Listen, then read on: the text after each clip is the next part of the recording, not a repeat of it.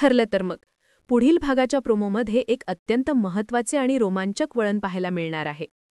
कारमध्ये बसलेले असताना सायली मैनावतीच्या घराची किल्ली अर्जुनला दाखवते. हे काय आहे असे उत्सुकतेने अर्जुन विचारतो. तेव्हा सायली आपला संपूर्ण प्लॅन त्याला समजावून सांगते. सायलीचा हा नवा अवतार आणि तिचा अविश्वसनीय प्लॅन ऐकून अर्जुन थक्क होतो. तो उत्साहाने म्हणतो, "वाह, सायली 2.0, हा प्लॅन तर मलाही समजला नसता, पण तू थेट तो कृतीत उतरवलास." त्यावर सायली गोड तक्रार करत म्हणते, "आता नुसते कौतुकच करत राहणार आहात की येणार आहात?" काही क्षणांतच अर्जुन आणि सायली मैनावतीच्या घराबाहेर उभे असतात. याच दरम्यान प्रिया आणि मैनावती देखील त्यांचा पाठलाग करत असतात. मात्र प्रिया अत्यंत हळू गाडी चालवत असल्यामुळे मैनावती चिडते.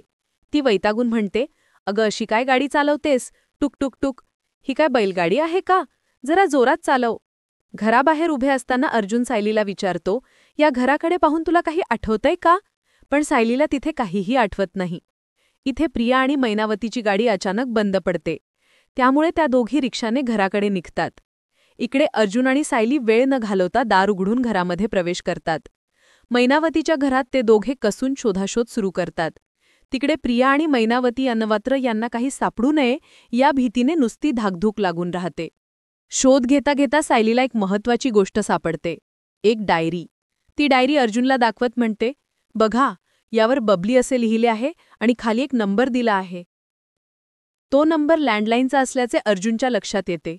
तो म्हणतो, "हा तर लँडलाईनचा नंबर वाटतोय," आणि तो लगेच त्यावर फोन लावतो. दाराबाहेर उभ्या असलेल्या प्रिया आणि मैनावती यांची भीती वाढते.